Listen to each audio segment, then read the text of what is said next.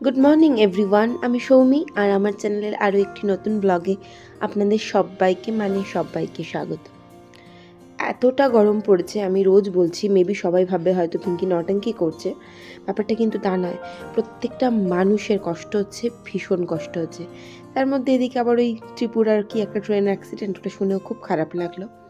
যাই হোক, সকালটা তো শুরু আমাদের করতেই হবে। তো গতকাল তো আমার ডিম এনেছিল রাতের বেলা, সেগুলো আমি রাতের বেলায় ধুয়ে একদম জলটা ঝরাতে এই ঝুড়ির মধ্যে রেখে দিয়েছিলাম। তো সেগুলোই আগে আমি তুলে ফেললাম, আর আগেই চাটা বসিয়ে দিয়েছিলাম। আর এরপর আমি কালকে দুধ যেহেতু গরমটা করতে পারিনি, সেই জন্য দুধের বাটিটা মানে শিশিটার মধ্যে দুধটা ঢালা হয়নি। তো এরপরে দুধটা গরম করবো বলে ইন্ডাকশানটা রেডি করলাম, আর সোজা আমি দুধটা গরম বসিয়ে দেবো এখন। আর তারপর বাবু যেটুকু খাবে সেই ওর জন্য আমি দুধটাকে গ্লাসের মধ্যে নিয়ে নেবো, যদিও সেটা পরের কথা। তো আপাতত আগে দুধটা গরম বসিয়ে দিই। আমার সকালের কাজটা ভীষণ সকাল সকাল হয়ে যায়, আর এই সময় বাবুই তমাল সবাই ঘুমায়। এক বাবুই রাত অবধি পড়ে, আর তার মধ্যে দুষ্টুমি, উঠতে চায় না সকালের দিকে। তো এই সময় চা খেয়ে না আমি বসেই থাকি, কিছু না কি ফোন ঘাঁটি বেশিরভাগ সময়। তো মানে অথবা ওই আমার এক্সট্রা যে সমস্ত কাজগুলো আঁকাবুকি বা সেলাই থাকে, তো আজকে ভাবলাম একটু সেলাই নিয়েই বসবো। তবে দুধটাকে ভালো করে আমি জাল দিয়ে নিই। তো যা ভাবা তাই কাজ। আর এই সেলাইটা নিয়ে না আমি বহুদিন ধরে করছি। মানে মানে ফুল বা পাতাগুলো এতটাই ছোট ছোট যে আমার হয়ে ওঠে না, আমি পেরে উঠি না এত ফার্স্ট করতে। মাঝে মাঝে ভীষণ লজ্জা লাগে। আমার ছোটো না, মানে আমার ঠাম্মা এত সুন্দর ওনার হাতের কাজ ছিল, আর উনি এত ফ্লুয়েন্ট, এত ভালোভাবে এই এমব্রয়ডারির কাজগুলো করতে পারতেন, যেটা ভাবারও অতীত আমাদের পক্ষে। উনি এতটাই ফ্যাসিনেটেড ছিলেন ব্যাপারটা নিয়ে। ভোরবেলা ঘুম থেকে উঠতেন শুধু এই কাজগুলো করবে বলে। মানে উনি এমনিতেই 3টেয় ঘুম থেকে উঠতেন, মানে আর ইচ্ছাকৃত ঘুম থেকে উঠে পড়তেন তখন ওই 2টো নাগাদ। উঠে পড়ে উনি আগে সেলাই করে ফেলতেন, উনি এত ভালোবাসতেন। তো যাই হোক, আমি তার নাতনি হয়ে ঠিক অতটাও ভালো নই।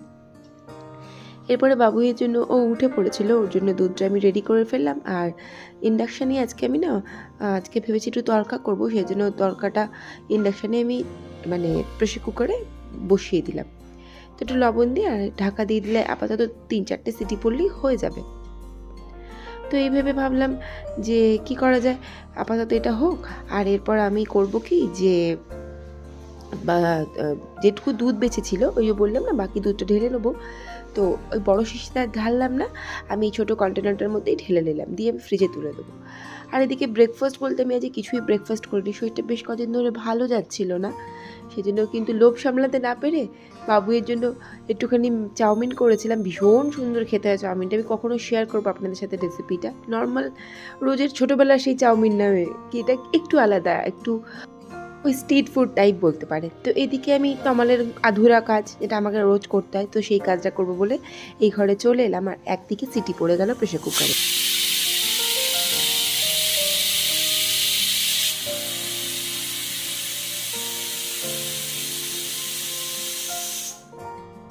আর তমাল বেরোনোর আগে বললো যে পিঙ্কি আমাকে একটুখানি ছাতু গুলিয়ে দাও প্লিজ, আমি ছাতু খেয়ে আজকে বেরোবো।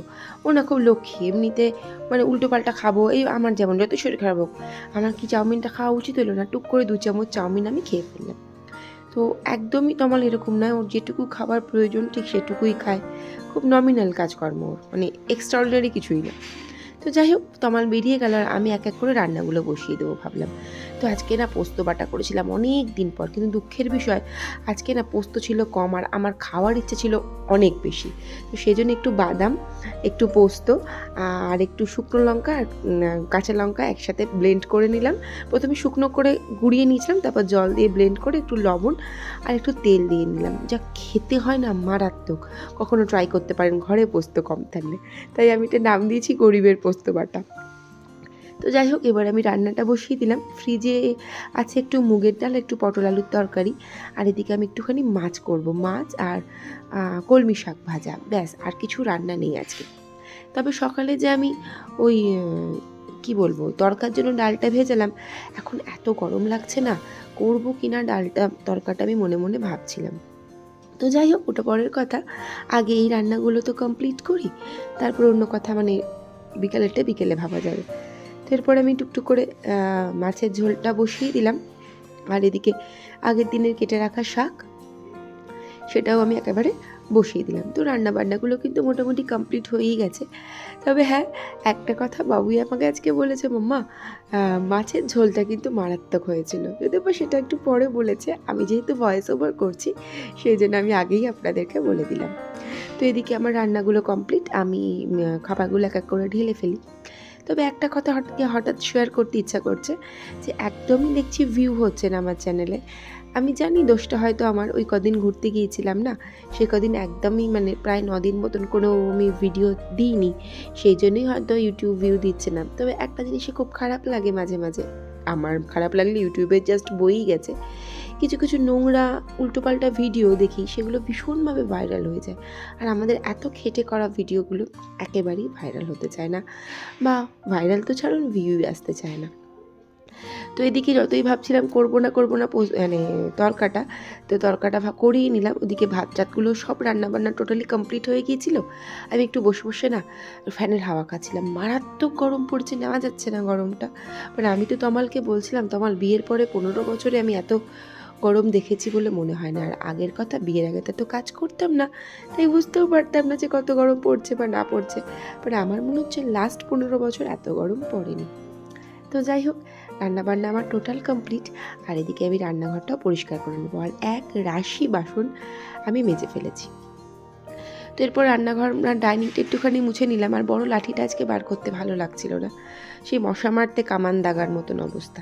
যাই হোক, ছোটোবেলায় মা বলতো, বাপি জিনিসপত্র নষ্ট করিস না, তোর বাবা মাথার ঘাম পায়ে ফেলে রোজগার করে আনে। তো সেই হচ্ছে দশা আজকে আমার।